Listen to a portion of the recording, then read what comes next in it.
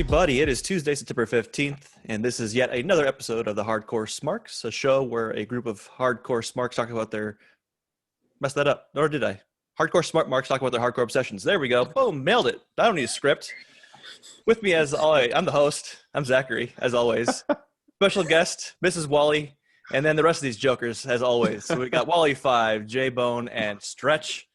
This week, we're taking a break off of wrestling, and we're talking about one of our favorite TV shows, One Tree Hill. I have not seen a single episode. That being said, I am still somewhat of an expert because as Mr. and Mrs. Wally were watching it, I would always stop what I was doing every time I heard the theme song come on. So every time I'll be just enjoying it. Oh, I want to do any... I don't know the lyrics, but... About to be lately... You get the right you hit the right points, point. yeah. I would just immediately break down and just rock to it, just downstairs, just rage into it. It was amazing. It is a great one of the best theme songs on a TV show for me ever. So yes. It might be my favorite theme song. And since I have not seen a single episode, I will be backing off on this one, and we'll let Wally drive the boat today. So I like driving the boat. Yep. He drives slow, so it's okay. Yes, we're good. Everybody's safe because I drive like an old man. Not really. I mean, Jay's almost as old as me. You got me by a couple months. So it's funny sometimes how things happen and you end up meeting people and stuff. And this show, funny thing is how me and my wife met Eli. Yeah. So I'm going to briefly tell that story just because we would have never met him if we didn't love this show. So me and Nicole, actually, we went on our honeymoon down to Wilmington, North Carolina, which is where they filmed the show. We went down there for a One Tree Hill convention. And the first night, they were doing show a couple episodes at this little building, get some food, and I didn't even vote for the 2 episodes. I thought we were going to get to vote. I don't know how that happened. We didn't vote for them. I don't know why they picked the 2 episodes they did. But after they were over, I told Nicole, I'm going to go find somebody to talk to just to see how this thing works, because we had never been to a convention. I had never been to a convention, neither had she, so we had kind of no idea what we were getting ourselves into. So I'm the first guy I saw just happened to be Eli. So I go up to him and I'm like, hey, how you doing? Have you ever been to one of these conventions before? And he's like, no, this is my first time here. And I'm like, shit, that's not really going to help me. But then we the rest of the week, we ended up bumping into each other, and we had lunch with him one of the days. And it's ever since then, it was one of those things that was meant to be, and I don't necessarily believe in that stuff, but it was definitely meant to be, because me and Nicole have been friends with Eli ever since. Yeah, and it's funny because the day we had lunch, we stopped by their hotel room, and he Wally pulls out his Nintendo Switch, and I was like, oh shit, you have a Switch? I was like, what video? You like video games? I was like, I love video games. And they're like, oh shit, I see a wrestling shirt in your bag there. You like wrestling? Oh shit, I like wrestling. And we got to talk and just figure out we had more and more in common. And then the question came up for both of us, hey, how old are you? And he's like, oh, at the time I was 23, and at the time Wally was 43. And we're like, Mrs. Wally was like, yeah, you're a 20-year younger version of Wally. It's crazy. It's like looking in a mirror or a time machine. The convention was really fun. We're not going to go into a bunch of details, but the convention was really fun. We got to meet a lot of the people that were on the show. We got our picture taken with a lot of them, and it was just really, I'll tell you guys this right now, the One Tree Hill fans are crazy. So yes, it is a crazy bunch of that show hasn't been on for 10 years, and everybody still loves it and talks about it and goes to the conventions and stuff. That's dedication of a fan base. So I'm whenever me and Eli went to a concert, we went to see Jana Kramer one time, and I saw a couple people there who were at the convention. So there's always people everywhere. There's always one. You never know when you're going to run into One Tree Hill fans. And I actually think Jay might have started. I didn't even watch season 1 of the show. I started watching it after season 1. I think Jay actually watched season 1 when it was on, didn't you? Yeah. So, Dawson's Creek was my favorite TV show for a long time, and One Tree Hill actually jumped that and has become my favorite TV show, like, of all time. I think I've watched it 4 times through. So I can see 5 minutes of an episode and tell you what season, what episode it is. So, so let's talk about some of our like characters that we liked. So, Stretch, who is your favorite male and female characters on the show? So it's changed actually in recent years for me for the males. When I was watching the show for the first couple times through, I liked Clay a lot. I just admired, fortitude, that whole idea and everything like that. And the fact that he was a sports agent, because I at one point wanted to be that growing up. Didn't end up working out that way for me. But I like this character. I like the actor, Robert Buckley. But in recent years, since I started going to conventions, a character who I hated while watching the show has sort of become my favorite. And that's the character of Chris Keller, played by Tyler Hilton. Yeah. I've gotten to meet him, countless times over, been to a ton of his shows. I'm really close with him. And just, he's the nicest person in person. Like, he plays an asshole, but he's the coolest. He's awesome. Yeah. He's the nicest person ever. So I'd say probably male, it was Clay, but now it's Chris Keller for me. And female probably would be, it's a tough one because that's a lot of powerful women on that show. I'll say Haley, the centerpiece of the show. I think like maybe the first time I watched it, maybe a little, but Chris Keller grew on me quicker because I tend to like the villains. So now that I've watched it multiple times through, everything he was doing, he was actually doing for a reason, despite the fact that he's a dick. Yeah. He actually was like not really that much of a dick when it comes down to it. So, what about you, J-Bone? For the male character, I'd say Dan Scott. Nice. No. I always like the villains. Another person who is an asshole in the show, but is the sweetest person in real life. He was awesome on the show. No. Plus, he was great as John Sears on 90210. 90210, throwing a little bit of love to 90210. So, no, I just thought he was the entertainment of the show. He always, made the show interesting and, was Gotta have a villain. Yeah. And he was the ultimate villain. Yes, he definitely was. I mean, I'm assuming anybody that's watching this show, this podcast, if we spoil anything, sorry. But nobody, when you watched that show the first time, nobody saw that coming when Dan killed his brother. Nobody. Yeah. Nobody saw that coming. Yeah, that was a crazy shock value moment to the T. So, I don't think I'll ever forget watching that episode the first time and be like, holy shit. Probably my least favorite. I mean, that episode saved the show. Like when we were at the convention, the guy that played, Paul Johansson, actually, somebody asked him something, and he said that the school shooting episode saved the show. He said the show was going to be done after that season, but that episode got so much critical acclaim and attention that it made the show keep going. And then they just got to that point where One Tree Hill fans are crazy, and they kept asking for more.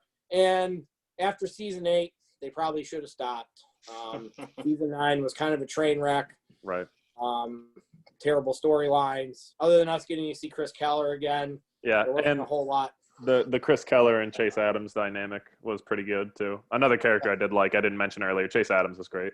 He's my favorite. So let her go. Yeah. She can go because you just stole her thunder a little bit. And we also didn't get Jay's female character too. Oh, sorry, Jay, your female character. I'd probably go with Peyton. I always thought she was cool. She's always like a girl that I would like to date, but she listens to the same type of music, and she kind of had that punk rock attitude, and she was into art and stuff. She fits. So. That fits. That definitely fits Jay with Jay. So, and I thought she was a strong person too. With her all the stuff she went through and her mom dying and stuff. So, yeah. So my favorite male character is Chase. I do like him. I think that he grew as a character from bar manager to bar owner. I really like that. So, and then my favorite female character is Brooke. I really like Sophia Bush. I think she's a great actress. I've seen a couple other things she's done, and she's actually a very good activist person as well. I follow her on Instagram, and she's all about women's rights and voting and things like that. So I like her as a character and as a person. My favorite characters are a couple. It's Nathan and Haley. So Nathan was it was pretty much a given after 5 episodes. Nathan was going to be my favorite character. He played basketball. So he was the star basketball player, and Brooke and Nathan are the 2 characters that go from being complete assholes and dicks and bitches to like completely different people by the end of the show. Like their characters probably changed the most.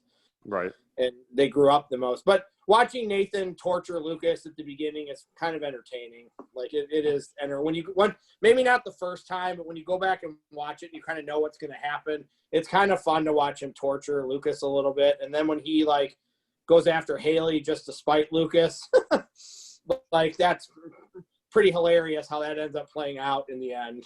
That those 2 become the focal point of the show after season 6 when Peyton and Lucas leave. The show was Nathan and Haley. Right. So, what about like characters we didn't like? Felix.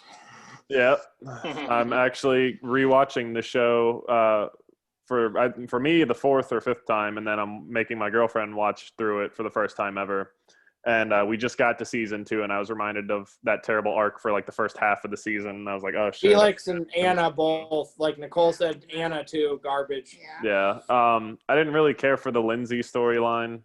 Did nothing for me really. I mean, why throw a monkey wrench in Lucas and Peyton again when they've already proven that they're the ones for each other? The episode in the library is pretty cool though, where they're making fun of each other and stuff. Like that episode is pretty cool. That's the only reason why I like the Lindsay storyline is because that episode where they're shitting on each other and when Tim delivers the pizza. Yeah, and he gets them all out by fixing the door or like removing the part of the door. Yeah, I like Tim. Tim was sweet. I thought Tim was underappreciated. Yeah. He was like the jobber guy on the show. So I didn't like Chuck either. Oh, I love Chuck. Oh, Chuck was awesome. Or Socrates. Jamie. Baby Socrates. I mean, let Jamie got smart all of a sudden, and when adult males are going to a 4 or 5-year-old kid and asking them for advice, there is a problem. Right. So, and when a 5-year-old kid is your best man at the wedding, there's also a problem. So, like me and Jay started calling him Baby Socrates. Socrates probably season 4, or I mean the second season. Once he got a personality and stuff, we're like, here we go. Skills is asking Jamie for advice. Because that's definitely a 5-year-old kid's going to give you good advice about women, especially when it's your grandma. How did we feel about what was her name? Gigi. Because a lot of people I know don't really like her. The one that was like She in was love okay. with Mouth. She served her purpose. She didn't bother me that much. So I think the bartender guy that was on the slam ball team with Nathan, he was kind of Joe Manganiello's character. Yeah. He was kind of a tool. Felix was the worst character. Like Felix, hands down for me, he was terrible. What about Rachel? A lot of people don't like Rachel too. She was a trouble pot stirrer. They needed another pot stirrer besides Dan, so the fact that the 2 of them ended up together is kind of hilarious. Right. She was definitely the other pot stirrer besides Dan. Zach, who's your favorite character? Well, somewhat embarrassingly, I misunderstood the assignment. I thought we're talking about favorite one trees. So not to waste some note-taking, I'll start off with the one that I've seen in person. That's my favorite tree. It's on the island of Maui in the town of Lahaina. It's called the Massive Banyan Tree. This thing is actually pretty legit. It's about 300 years old. It actually spans the entire city block, so as you're shopping, you stay in the shade. It's very beautiful. I'll have the editor put up a picture for you. Wow. The man knows his wood. Wow. Did not know that was coming. Jay, what characters did you like or dislike? I mean, besides Chuck. Yeah, I didn't like we just said his name in the second. Felix. I didn't care for him either. I think. Well, plus when you find out the actor is an asshole in real life too, it makes you like him even more. Yeah. The guy that played Chuck is cool. Me and Eli, like, we saw him at the convention, and Chuck kind of grew on me. He was a tool at first, but he kind of grew on me a little bit. So Yeah, I just thought he's kind of corny. I don't know. He was corny. I'm not going to disagree with that part of it. So and he was definitely corny. And then Chase Adams beat the shit out of his abusive dad. Yes. Which I guess that was an okay storyline for season 9, maybe one of the better ones, but that's not saying much. Right. What would be your favorite episode, Jay? Mine's probably when they win the state championship. Which is also stretches, I believe. So you guys can Yep. both kind of talk about that. Yeah, go ahead, Jay. Yeah, I just thought it's a real cool, episode. That's when they all kind of come together. That's when Nathan, I think, was having the gambling and the point shaving and stuff, and With your boy Rick Fox.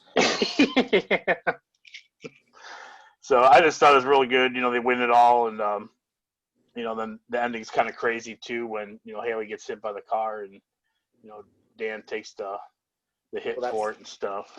Yeah. That's also the Peyton Lucas. I'm sure Eli is going to touch on that. So Yeah. That whole episode is just highs and lows, peaks and valleys. So it's like emotional roller coaster. Like you're like, oh shit, like Nathan is really going to throw this game. Like what's this going to do for his legacy and, Whitey's coaching career and all of this, like, how's that going to affect him? Everybody's going to be so emotional.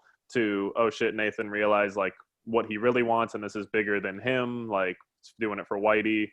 And then they try and freeze out Nathan until he, finally joins back up with the guys and says, let's do this. And then they finally win it all. And you're like all elated and everything. And then, like J-Bone had said, like, holy shit, Haley just got hit by a car. And at the time, she was pregnant, correct? Like, just found out the sex of the baby and everything. Like holy shit, like, where was all the happy that I just had in my brain? And Lucas makes the shot. Yes, he does. Like, and Lucas makes the shot because in, season 1, he misses a shot at the end of the game. And, when they were undefeated. I think he misses a shot. So, he makes the shot finally that matters. Yeah. So, well, and the big moment that everybody alludes to, the "It's you, Peyton" moment. I wish I had brought it with me. It's on my TV stand. I have a canvas art. It's like a comic book strip of Lucas and Peyton, and it says "It's you," and that's my favorite moment from the whole entire show. And how they flash back to season 1 when Nathan and Lucas played pretty much for the right to talk to Peyton or respect, but it was honestly about Peyton. And they flash back to the moment where he says, "I'll be seeing you." That's another one of my favorite moments from the show and how they transition into it. I just thought it was really good storytelling. Dear, Yes. what is your favorite episode? The one where the girls play superheroes. I like that they dress up and they save everyone and they just have it's just them having fun. And I think that was my favorite. It was like the movie Kick-Ass, kind of. I felt like I was watching Kick-Ass when we were watching that episode. So my favorite episode's in season 3. It's called All Tomorrow's Parties, and it's the one where Brooke has to go to the fashion show and then goes to the cheerleading thing too, where Rachel tries to set her up so she can't make it to both. That's my favorite episode because everybody at the end of that episode, when they're all up on the stage dancing and they ruin the routine and all the guys come up to help dance, I love that song.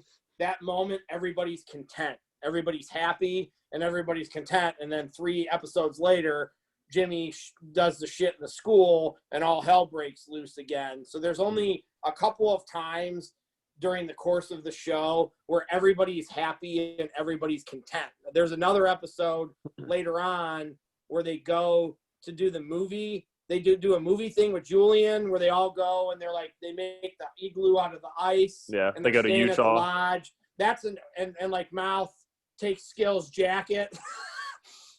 That's another episode where everybody's content and everybody's happy and everything's good. And it's few and far between with that. So that for some reason I've always liked that episode. I can't even I like the ending a lot. I'm a really big fan of the ending. And I think like Rachel tries to turn Peyton against Brooke, kind of. She gets her drunk, and there's parts, even though Brooke and Peyton aren't getting along, Peyton still like tells Rachel to go suck it, basically. So that's my favorite episode. Probably the first episode too. Like the first episode when they're playing the one-on-one game and stuff, like that episode's pretty iconic too. So I mean the whole show starts because of that. Yeah. One Tree Hill is definitely known for being a show that's a lot of drama, very little happy at the end of the day. Yeah, there's cliffhangers at the end of every season. Like not some of them aren't all bad. Like when they don't tell us who Lucas is proposing to, like that's not a bad cliffhanger. But the limo goes off the thing, and at the end of one season, the limo goes off the bridge. That's probably the worst part about watching it with you is you knew what was coming, and so I would go, "Well, what happens next? Well, what happens?" And I wouldn't tell her. You wouldn't tell me. I go, "Just tell me what happens." She's impatient. I'm very impatient with something, especially since you already know what's going on and you're already anticipating it happening, and I don't. So, yeah, I didn't like that part. Eli said a couple of moments. Like, is there a couple of other moments? Like, Jay, do you have a couple of moments? It doesn't have to be a whole episode, just like some specific moments, or. It was really cool watching like them chase Nanny Carey through the cornfield, right, or whatever. That was kind of. And then Deb bashing her face in with a wine bottle. I remember watching that episode with Jay, and me and him were just kind of like, okay, I don't know about. Yeah, this.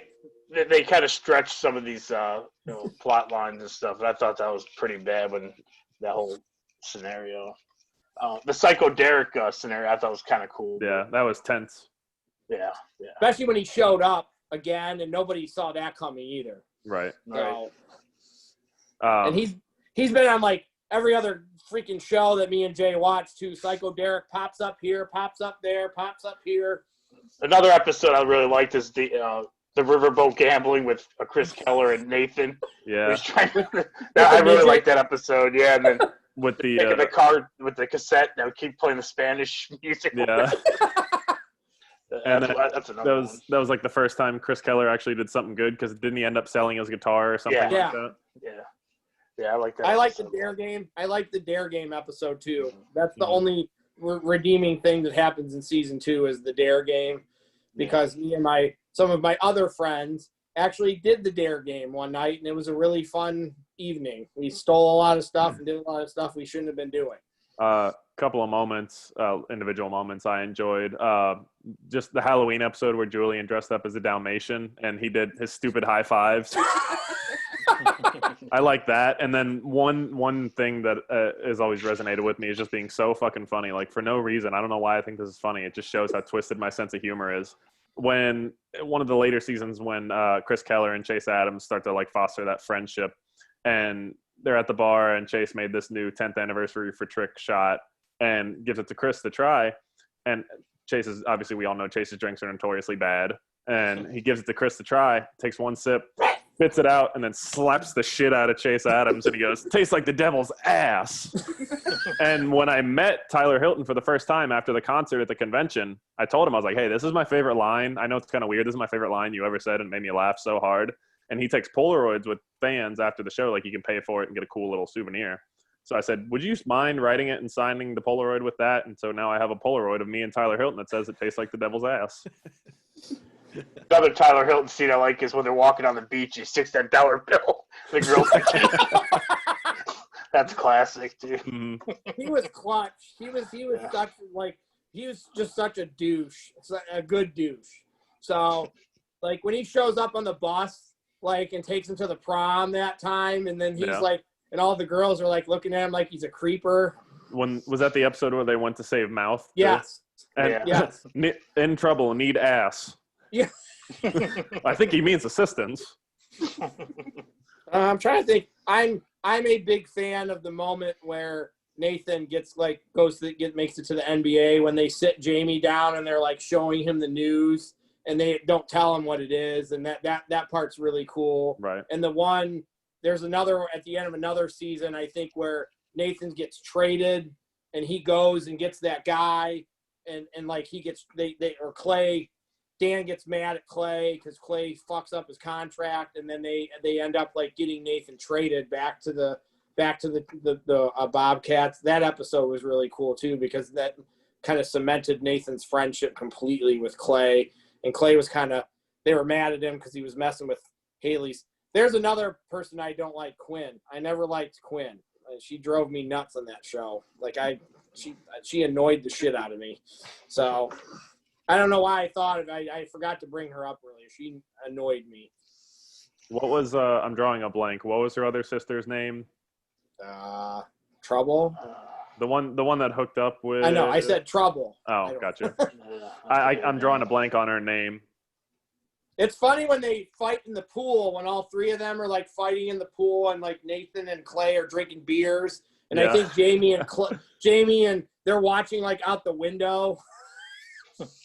He's like, and I think Chuck says something like, "Your family's weird" or something. So that episode's good when they're like fighting in the pool because the older sister comes back with Quinn's ex-husband or whatever. Yeah, the one she broke it off with to be with Clay eventually.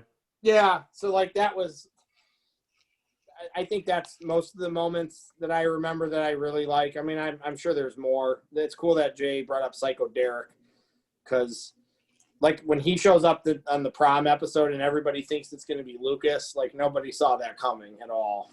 Right. So, and it was kind of cool when they did the move from cheerleading camp, like Brooke still went to save Peyton even though they hated each other. When the two of them are like hating each other, it gets pretty entertaining. The banter between the two of them gets pretty entertaining at the end of, I think that's season 4, when they're like they don't like each other. Peyton and Brooke have some really good like one-liners to each other.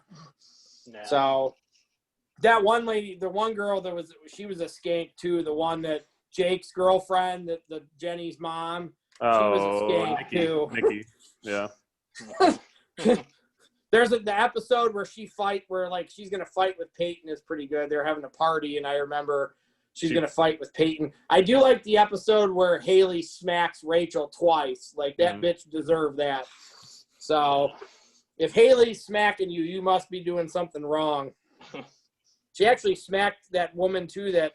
She smacked a couple people actually, because she smacked that woman that was saying Nathan fooled around with her too. So, what about the music? The music for this show is fantastic. Like, I actually branched out my musical tastes once I started watching One Tree Hill. I've branched out and opened my horizons a little bit.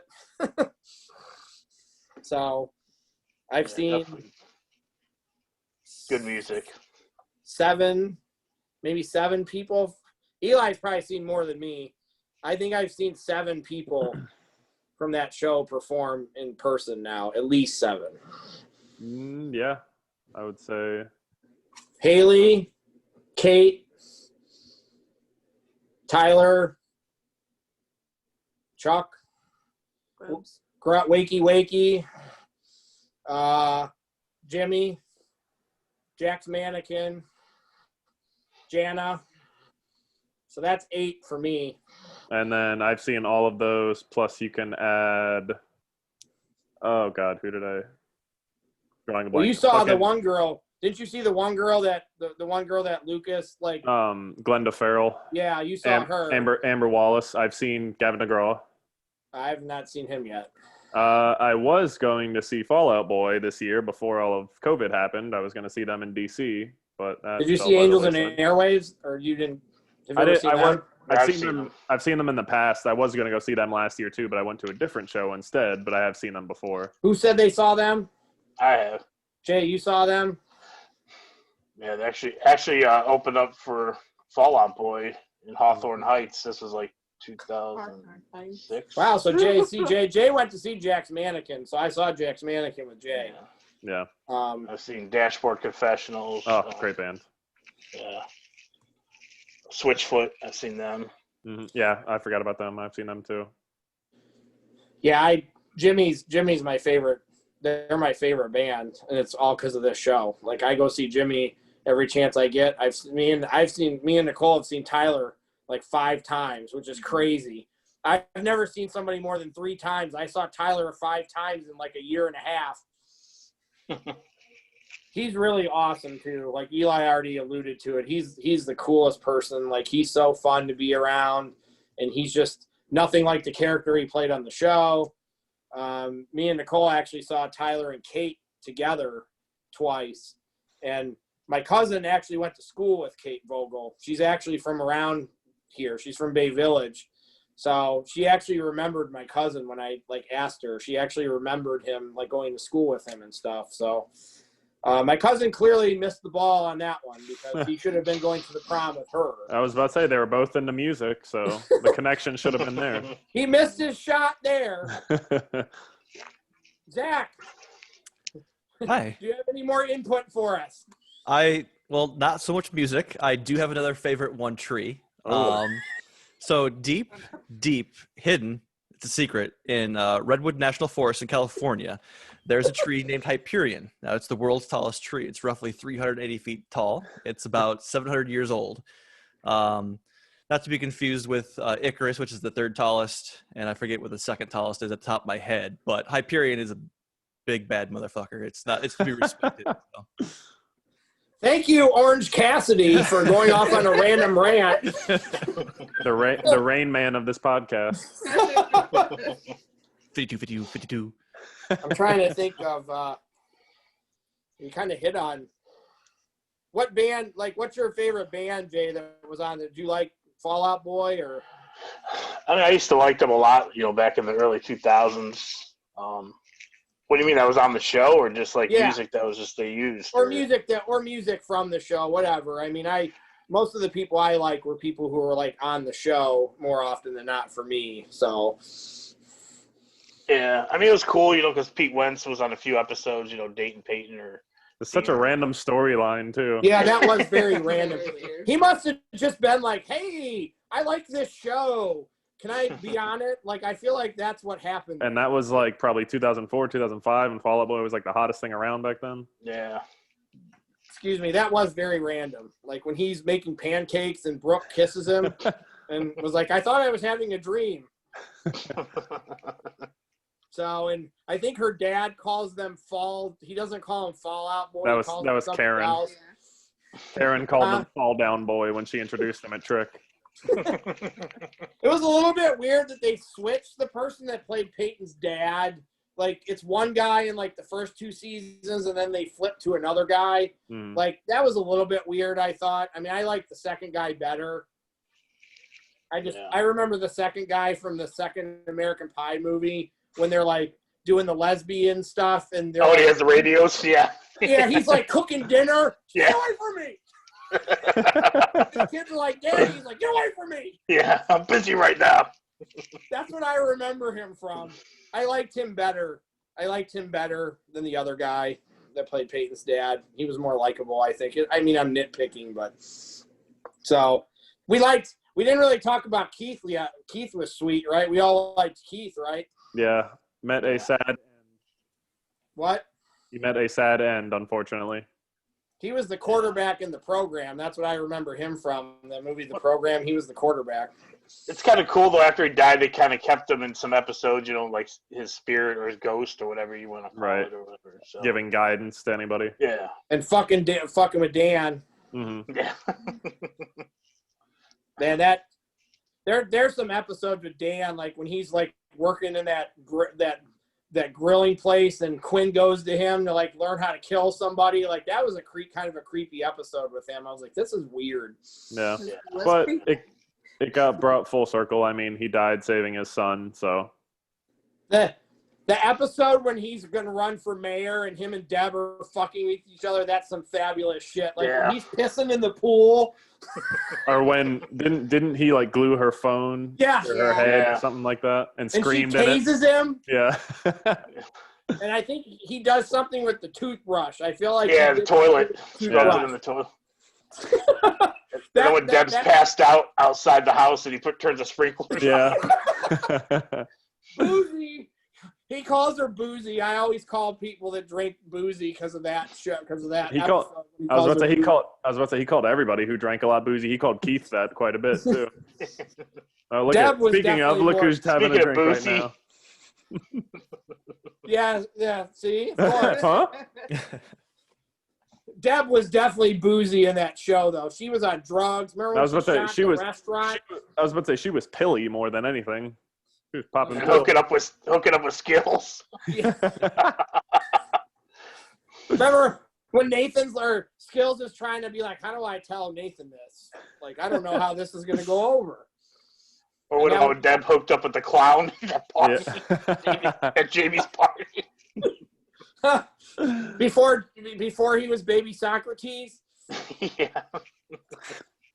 It was really bad when Julian couldn't find a best man. Like, I thought that was corny. I felt bad for him because I thought they were making him look like a complete tool because he couldn't even find a best man. So here, let me have a 5-year-old kid be my best man at my wedding because that makes all kinds of sense.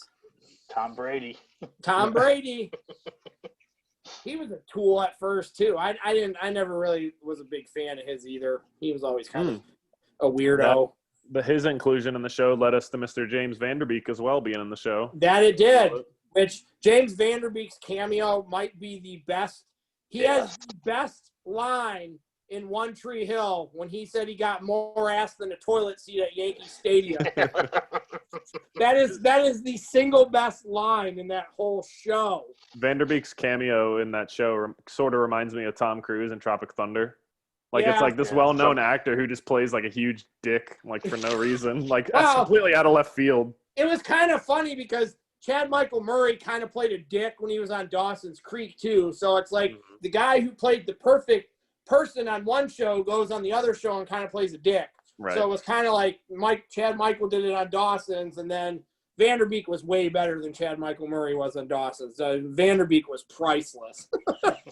So, like, when isn't he like snorting coke I or think something? at like, when one he goes point, to yeah. visit him? And he got the helicopter at the end. He gets the helicopter and takes the bimbo. Yeah.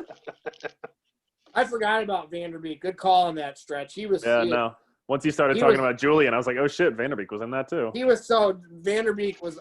I think that made that season for me. Vanderbeek probably. So, what about Q? That sucked when Q died too, right? Yeah. Because he was kind of a dick at first, too, and then Nathan kind of. That's what I said. Nobody Older gets than him. anything happy in this show. You get a little bit of a redemption, bam, dead. I will say the guy, the Brooks Stalker, that guy's creepy looking in real life too. So he's a nice guy, but What's his he's name? creepy. Felix? Whatever. Was No. that his name? No. What was his name? He was kind of looked creepy in real life too. I know the actor's name is Devin, but I don't know the character's name. Do you think he looks kind of creepy in real life, Eli?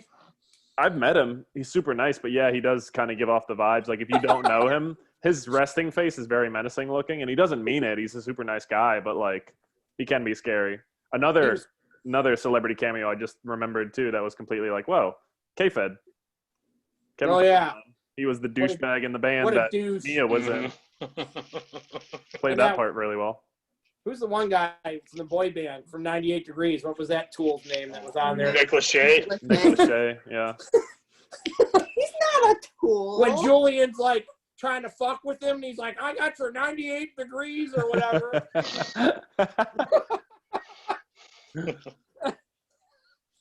Julian had his moments. Julian's high five is the best thing he does. Yeah. And his high five is whoever came up with that. That was fabulous writing. Yeah. When they were all like, "Hey, have you seen Julian's high five? Just go find Go out. ask him for a high five. Go ask him for a high five." And that's pretty priceless when that happens. I'm trying to think of what other characters. I did like Q. Q grew on me, and he helped Nathan. You know, we Mhm. find out he's the one that told Nathan, you have to be a point guard because you're not going to make it as a shooting guard in the NBA. So he ended up being Yep. the one to point.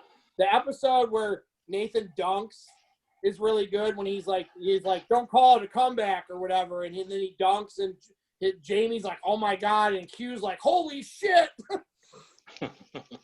So one of the people at one of these conventions, they said that Nathan used to actually have games because he's really good for real. Like he's Yeah. a good basketball. Like people used to go watch his games, like when he would Yeah. play. I would have done that for sure. And Chad Michael Murray was the opposite. He was so inept with the basketball. They had to give him so many lessons and coaching and all of that. Yeah, he said he had no idea what he was doing. He said he played soccer. Trying to think of another character. Who's one of the – not Junk. Fergie? Fergie – no, well, Junk. Or no, Fergie – who is the other guy?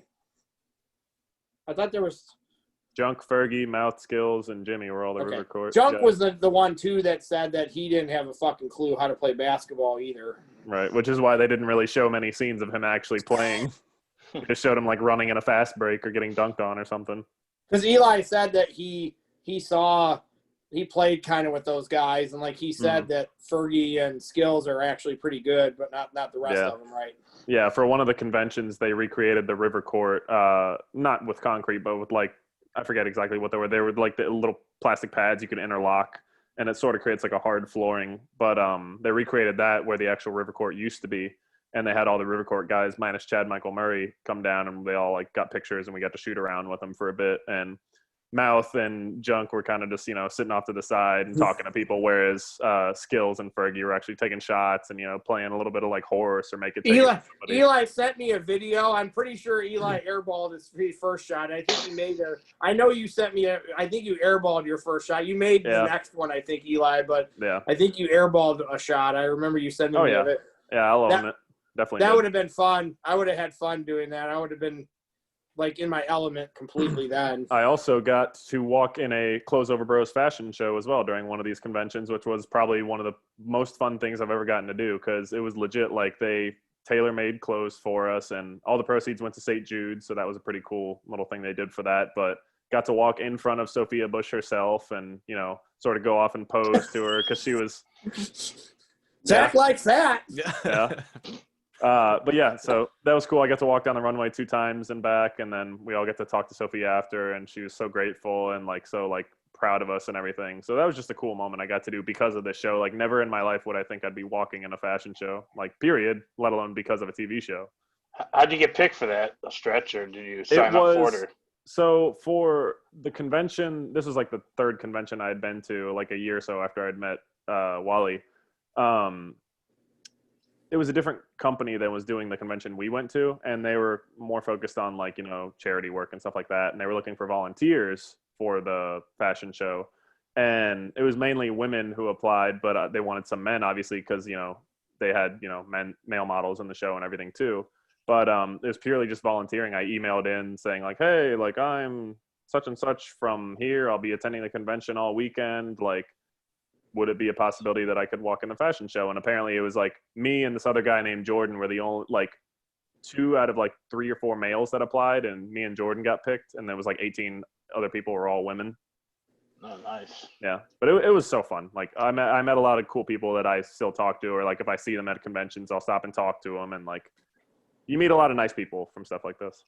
When we went to the convention, the last night they did a concert with a bunch of people, and Kate Vogel's she lost her voice, so she only sang a couple songs. So I think when it was over, Tyler's hey, I'm gonna do a pop-up concert by the fountain. So that was one of the coolest things ever, is he didn't have to do that, but he does this pop-up concert at 10:30 at night by the fountain that was on the show multiple times. That was really cool. Me and Eli and Nicole went to that. It was a chilly night. We were in our hoodies, but that was I think at that moment, I'm Tyler Hilton jumped up my list from 2 or 4 on my list to 1 or 2, because because of Eli, because Eli knows him now. Tyler's manager Corey. When I go to events, I talk to him now, and Tyler is always you and her look familiar to me, so he's starting to recognize us. So because of Eli, me and Nicole kind of know Tyler and his manager a little bit now, which is really cool. When you go see these concerts in these big huge venues, it's cool, but when we go see Tyler, sometimes there's 50 people there, and it's very personable then, and you get to talk to him, and it's sometimes the smaller venue stuff. I actually like that better, I think, than the big, huge venues sometimes. Right. We'll have to talk about also how, like, in the VIPs, he takes time to talk to every single person. I mean, like you said, there's about 50 people, give or take, at some of his shows sometimes. But he'll make time to sit and talk to every single person, say, hey, like, how you doing? It's good to see you. And if he recognizes you, it's good to see you again. Like, how's such and such doing? Like, he'll remember little details about your life, too, from previous conversations with him. I figured not everybody would do it, but I figured just for fun, I would throw out my top 5 songs from One Tree Hill that I've seen performed live. Mm. So maybe Eli's probably seen all these too. So I have Dark Blue by Jack's Mannequin, Whiskey by Jana Kramer, which I know he was there when we saw that one. Mm-hmm. Halo by Haley, Missing You by Tyler Hilton, and then 23 by Jimmy Eat World. So those are my favorite songs that I've actually got to see performed live. Yeah. So, and you've probably seen, I don't know if you saw Dark Blue with Jack's Mannequin. You've seen the rest of them, I'm sure. Yeah. Well, I've seen Andrew McMahon. I've seen him perform as Andrew McMahon in the Wilderness, but he performed some Jack's Mannequin stuff when I had seen him.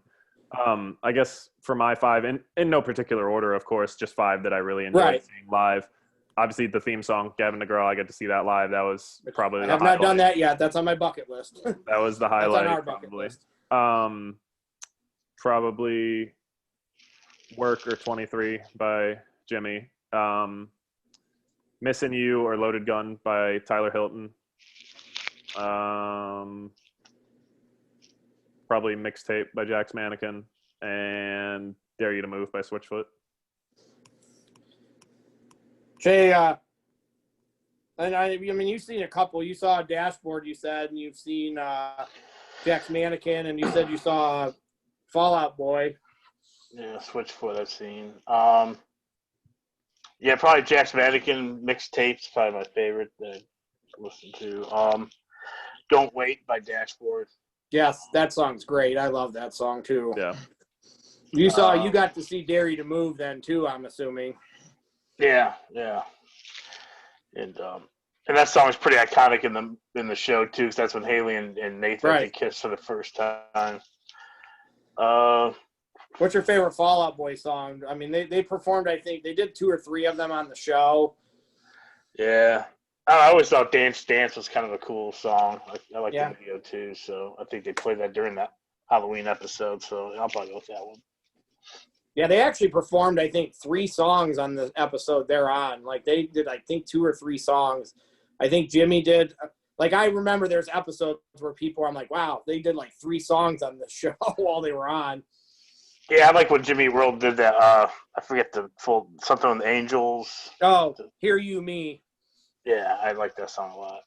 When they do that song in person too, like he gets a regular guitar out to do that song. Like he usually does that song with a regular guitar. It's not like all the heavy metal type stuff with it. It's like just a kind of does it like that way, which is really cool usually. So yeah, I always think of that song with my mom passing and stuff. Yeah. So that song has a little meaning to it for me too. So anything else, guys? It's a great show. It's my favorite show, and yeah, I agree. I can still watch it over and over, and I know what's happening, and it's still fun to watch. So, yeah, no, Nicole, I agree on that. Do you have anything? No, not really. Jay, I mean, me and Jay watched, I think, season 7, 8, and I feel like I was watching the episodes with Jay during those seasons. So yeah, we watched a couple together seasons. Yeah, it was a great show. I don't know if it'd be number 1 on my list, but it's in my top 3, definitely. Zachary, I think we are good. Yeah, obviously this show is super important to you guys. Do you have any more Orange Cassidy for us, or? Sure. There's one tree that's very important to me. For this one, I'm going to take you across the ocean blue to jolly old England. There's a place there called Woolsthorpe Manor, and they have a very old apple tree. It's about 400 years old. This apple tree is important because it basically invented physics, because this is the apple tree, and it's still living today, that brain. Isaac Newton. So that's a very, very important tree to me, because I do love physics. So Yeah, I think we can go that one. That's a good One Tree. Okay. That is I prefer that One is- Tree Hill I myself. was about to say but- that is one good tree. Yes, in the future, I will make sure to take better notes and not forget the hill part of a title. So, but all right, I'll take the reins back on this stagecoach here. So we're going to That was fun. over Fun, a guys. little bit. We're still going to be talking about One Tree Hill for the next couple minutes. So we're going to go to my scenario of the week. No big pomp or circumstance on this one. We're going to be pretty simple, just straightforward, looking for the best answer. The scenario question is going to be, if you were going to be putting together a reunion show, you have to pick one piece of music that is not the theme song to kind of bring everyone out to and just kind of be like the general overall theme of this guy. So let's do it. I'm technically champion, but I'm not participating in this one. So The guest. I was about to say, how about guest of honor? Yep, goes let's first? give it Yes. to the guest, Mrs. Wally. I have won a lot of these technically because I've given him a lot of answers. This is true. Yes, it is. I mean, you guys are setting yourself up for failure here. So, I picked "In the Air," I'm gonna say it like that, by Flow Rider when Jamie is dancing to it. That is probably one of my favorite parts that he does, but I want the whole cast to dance to it. I think that would be great. Okay. All right, J-Bone, what do you got? I was gonna go with Haley and Chris Keller's "Stars." When the stars go blue. Yeah. Just because I think that's a nice symbolic song of the show. What are we talking about here? Like, is this song that's gonna? There's another episode or what? No, just A like reunion show. yeah, just say your Right. reunion show. Yeah. Okay. I'll go with that. All right, Stretch. I had a couple ones I was kind of going between. I was more partial to one that ended up being my pick because, as I had talked about, "It's You, Peyton" is going to be my favorite moment and favorite part for my favorite episode of the whole show. So I was going to go with the song that played during that, and it's "Heartbeats" by Jose Gonzalez. It talks about leaning on people and hands from above and stuff like that, and sort of the cast has always been there for each other because they're a very tight-knit group of friends outside of the show too. Like, they still talk and hang out and everything like that. But yeah, it would just symbolize like how tight-knit the cast was, how much the show was meant to them and people that it's affected, from watching it, and people who had gone through emotional things and trauma and stuff like that, and that show has brought light to their lives. So, and that it being from my favorite scene wouldn't hurt either. All right, Wally. Jay took my answer. So I'm going to go with "Dare You to Move" by Switchfoot because that is the Nathan and Haley song. There's not a lot of songs on this show that they played multiple times. That is one of the songs that they actually played 3 different times during the seasons of the show. I like that song because Haley and Nathan are my favorite characters. So anytime I heard that song, I knew it was going to be Nathan and Haley. So I think the fact that the other song that they played multiple times was the song that Jay picked. So "When the Stars Go Blue" and "Dare You to Move" are the 2 songs that they played multiple times on the show. And I think both of those songs are iconic to the show. So that's why either of those was going to be my answer. So I think that those everybody's answer is really good on this too. So that's what I go with because that might be my favorite song from the show. So I mean, me and Nicole played that at our wedding even. So I'm gonna go with that song. I think because when a song gets played more than once during the course of a show, I feel like it starts to take on more like a bigger deal. Yeah. Obviously, we know one song got played every week, so I picked one. Me and Jay both picked songs that got played multiple times on the show. Switchfoot was collecting those royalties for sure. Yeah, They were. That was my backup answer in case somebody took the other one. So me and Jay, great minds think alike on this one, Zach. It's a tough one. I was listening to the songs a little bit in the background as we were talking about it. I really like the one that Jay picked, not going to lie. I mean, like I said, Jay took my answer. So that was my first pick. We didn't share answers, so Yeah. usually he gets his answer from me. So I helped her pick up. She didn't know the name of her Yeah, I couldn't song, remember so the I name. helped her with that. Yeah. but I wouldn't budge on anything else. Yeah, I think I'm going to go with J-Bone on this one. That's because I was kind of listening there. That was a really good choice, J-Bone. You are the winner this week.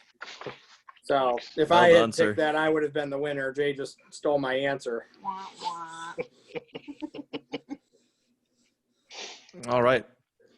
So let's move on. So then We got to see that song performed live too, but they had to pick somebody out of the crowd because Haley left and Kate Vogel didn't have a voice. So they picked a girl out of the crowd to do it, and she did a really good job. Yeah, she did. That song's iconic, Jay. That's a good pick because that really is another. And that song actually got performed on tour when they actually went on tour. That's like I know it's a remake, but it's still a legitimate song that got radio play and everything. So Another great song too is when Peyton's mom passes away in her house and they play that replacement song. yes, I forget the fucking name of it, but that's a really good song. you're right. That's a good song too, Jay. Everybody had good answers, so That was very I think good. we're all Yep. winners this week as far as I see it. Let's all share it. But Yes. no, Jay's the winner. Like here, everyone else is right there. So we're going to call it a overall tie with Jay Bone being slightly in the lead. He won on penalty kicks. Exactly. Technicality. The refs botched the call, and he got the victory out of it. So yeah, let's wrap up the One Tree Hill discussion. We're going to move it over to a little bit of wrestling for the day. Let's do the Wednesday War wrap up. My favorite part of the podcast. Wally's favorite part of the podcast, and Mrs. Wally will be participating. So let's talk a little bit about some wrestling. Who wants to start off today? I'll go with NXT. Let's start with NXT. Adam Cole versus Finn was good. Yes. It was nitpicking. Me and Zach have nitpicked and said we don't think they needed entrances and all that rigmarole at the beginning. I think Nope. they should have been in the ring ready to fight because technically it wasn't a new match. It was sudden death from the previous week. Mm-hmm. So I think they should have been in the ring ready to go. But that's nitpicking because the match itself was good. I said they should have just picked up exactly where they left off. Regal in the ring, holding the belt, everybody frozen. The ending was good. There was no bullshit shenanigans like the 1918 DDT off the ropes was good. Like Finn won clean. There was no bullshit with Pat McAfee or any drama, and that's what I wanted. I wanted somebody to win that match clean with no crap. The cage match was really good too. I think they used that to write Mercedes Martinez off NXT so she could be in Retribution. Man, what an upgrade for her. Yeah. I was disappointed that Robert Stone didn't jump off the top of the cage. I was hoping he was sitting up there to jump off the top because that would have been fabulous. In my notes, I put Robert Stone makes great decor. He's like a throw blanket. You can just lay him over anything you want. Mm-hmm. And he looks great. I'm also convinced. I have a note that he's the best manager in the world. He definitely needs to just keep rocking this because he's just endlessly entertaining.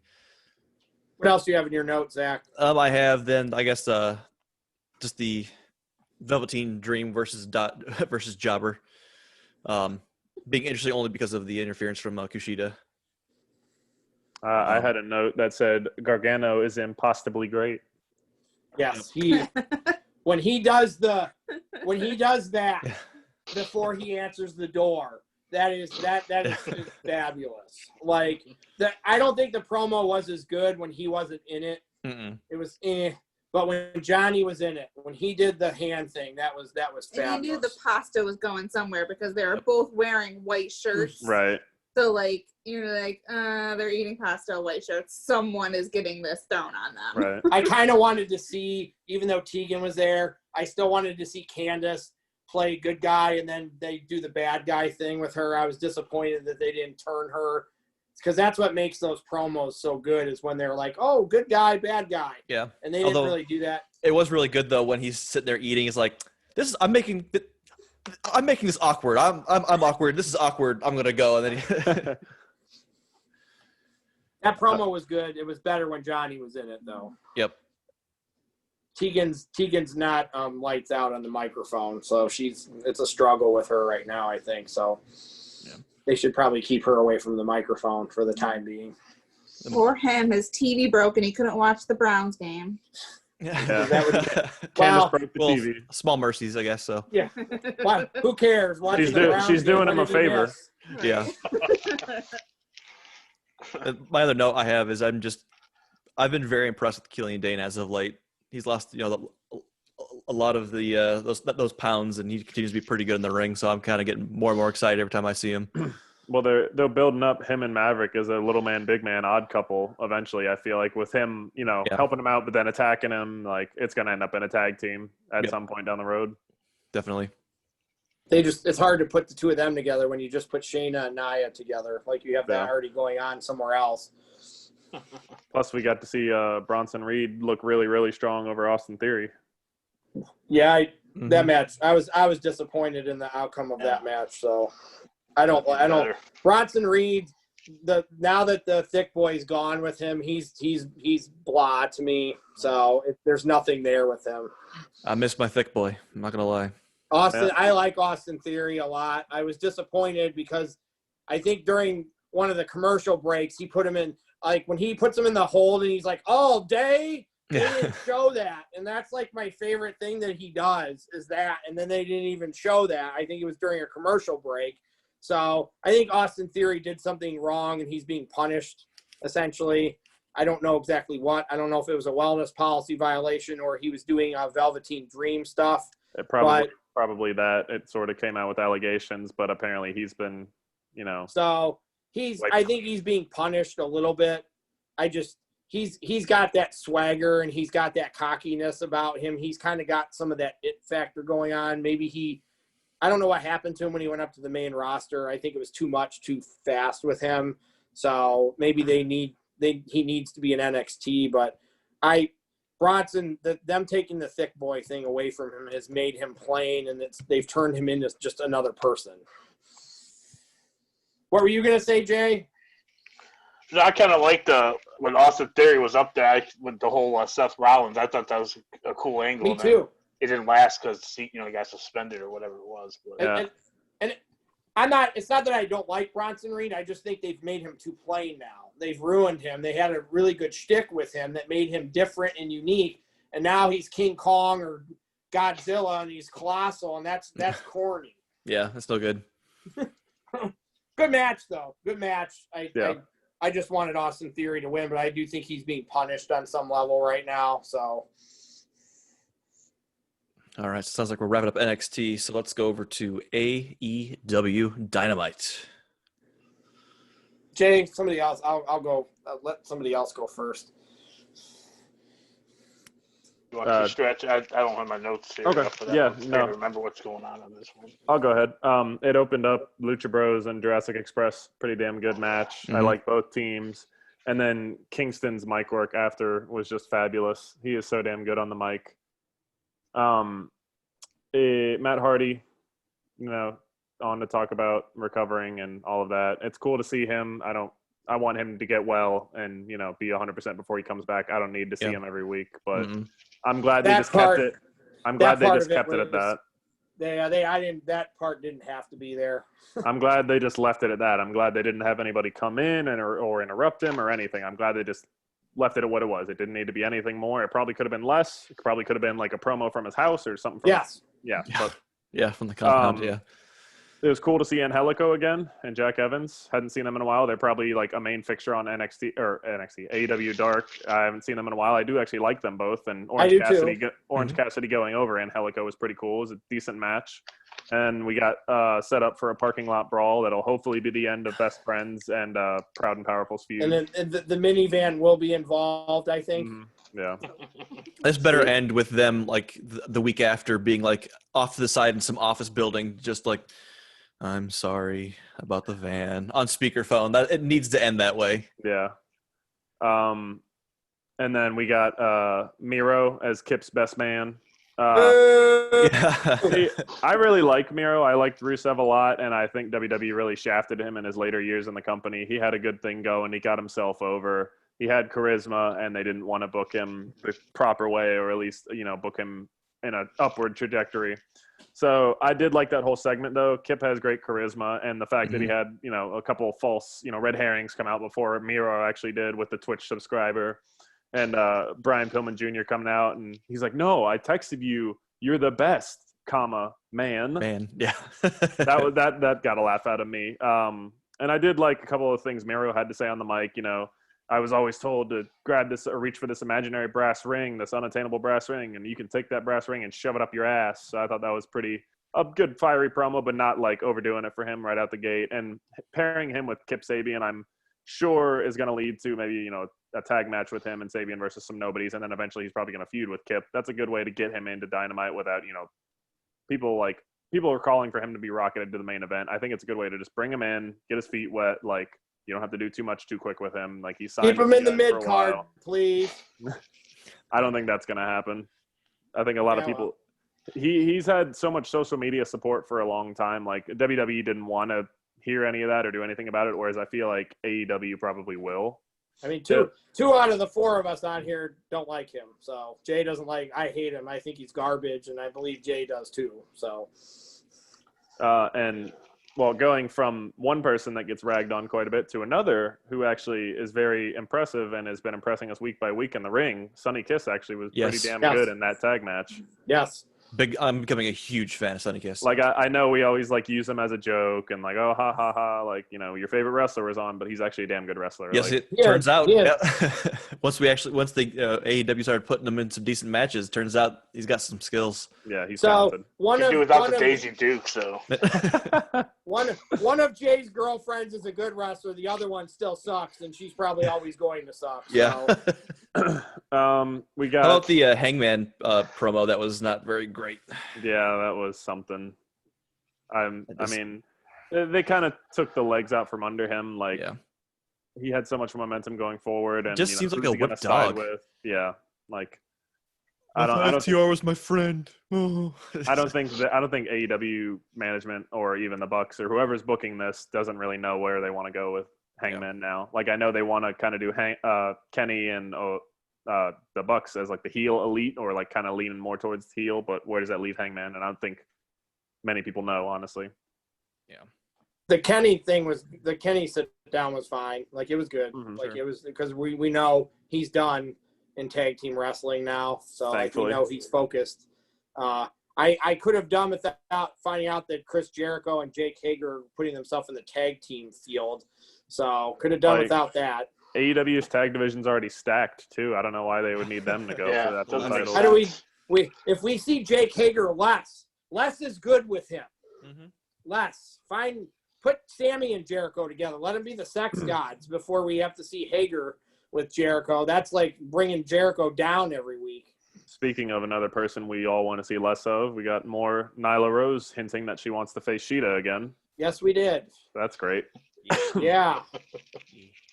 A repeat of a feud that was not great with two people who aren't really great on anything on the mic or wrestling. I mean, Sheeta's okay in the ring, I guess, but Nyla just kind of bogs the whole thing down.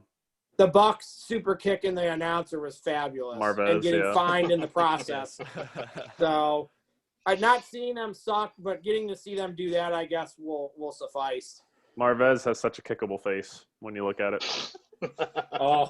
The Bucks did us all a favor. We could be on here all night. I could list a whole lot of people that have a kickable face on any show. For the final match, I'll just go ahead and let Wally take it since it's two of his favorite wrestlers. Garbage. Yeah, Brody Lee versus Dustin. Dustin is best. 52 years old, taking somebody else's spot. And I'm not saying he can't still wrestle, because he can. But when you have 25-year-old guys on your roster who are waiting for their turn, why is a 52-year-old guy wrestling in the main event on the show? Like, and it wasn't anything memorable. Dustin's matches are exactly the same now. We know he's a 52-year-old guy that can do the Canadian Destroyer. Whoop-de-doo at this point. Brody, whatever. So the dudes from Rock and Roll Express are in their like 60s and 70s, and they can do the Destroyer better than Dustin. So it was just not. The cage match on NXT was better than Brody versus Dustin. So, for sure, the main event was definitely better. I think there were pieces of AEW that were better, but the problem is the main event was better on NXT for me. And the Cole Finn match was the best thing I saw on either show, even though maybe it wasn't a 5-star classic, it was a 4-star good match. You know, it was what I wanted for that, a clean finish and a good match. So I'm voting for NXT this week. Yep, NXT. Yeah. After much deliberation, Yeah. I'm kidding. It was NXT. J-Bone. Yeah, I'll go with NXT. Also, they had a better main event and also the best match, like you said, Matt, with or Wally with Finn and Adam Cole. And is Mrs. Wally breaking out the broom?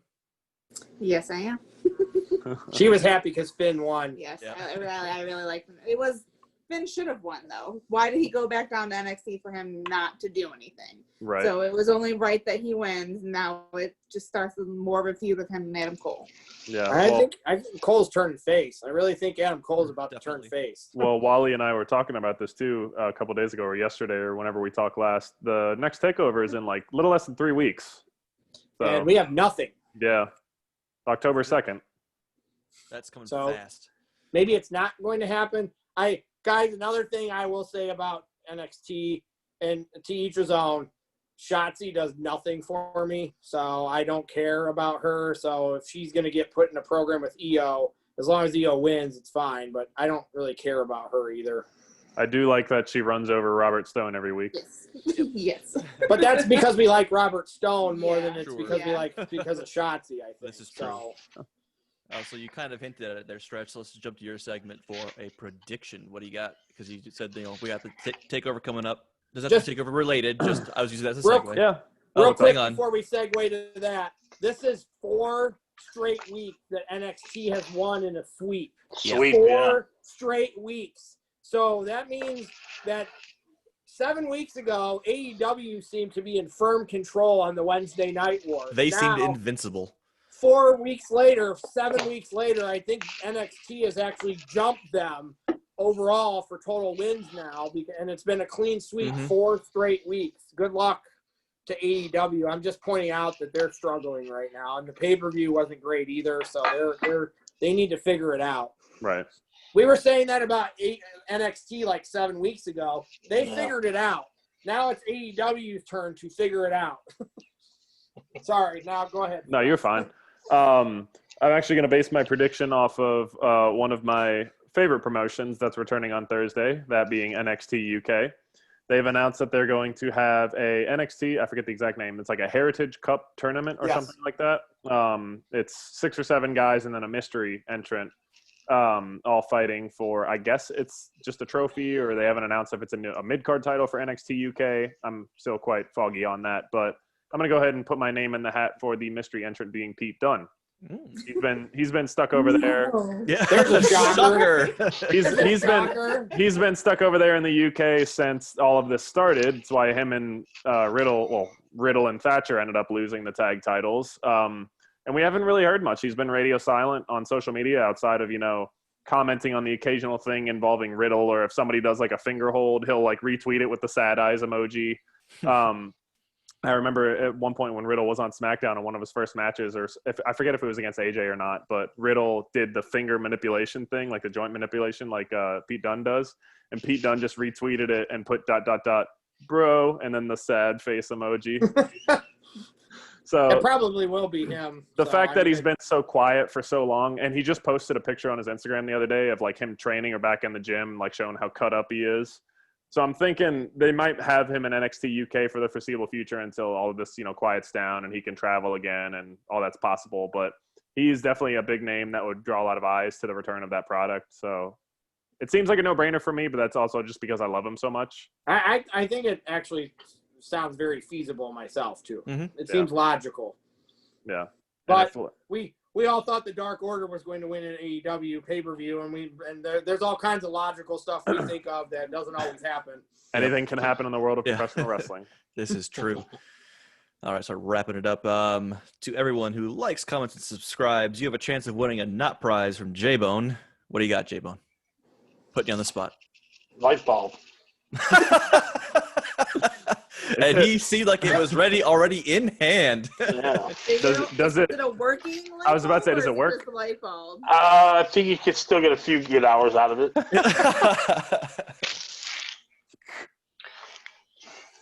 All right. Any I final will thoughts? like to comment again about how fabulous it was watching Keith Lee look like a fat ass D'Lo Brown. Yep. So that guy continues to suck, and Yep. they continue to push him to the moon, and he is garbage. Mm-hmm.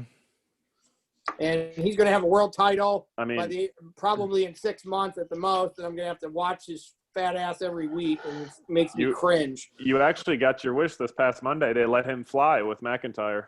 They did. That's the first time they've let him do that. So that's a weird dynamic with him and McIntyre too. They're going to turn him Keith Lee heel. So, and I don't necessarily know if this is the right time for that, but well, his wife is on the same show as Retribution, so maybe he'll tie into that. I mean, he still would make more sense than Dijakovic being the head guy. Or Dio Madden. Yeah, those guys have no clout, so they don't matter. So when these guys all take their masks off and like, ooh, Dominic Dijakovic, whoop-de-doo. Or Dio Madden, the guy that Lesnar destroyed last time we saw him on television. Like, the women are more appealing. Like, yeah. I guess Mia Yim and Mercedes Martinez are more, maybe, but it's just like, it's a train wreck unless Roman or somebody's ultimately behind this. It's a train wreck. And you also got your wish, too. It's pretty much 99% confirmed that Carmella is the mystery woman coming back, not Eva Marie.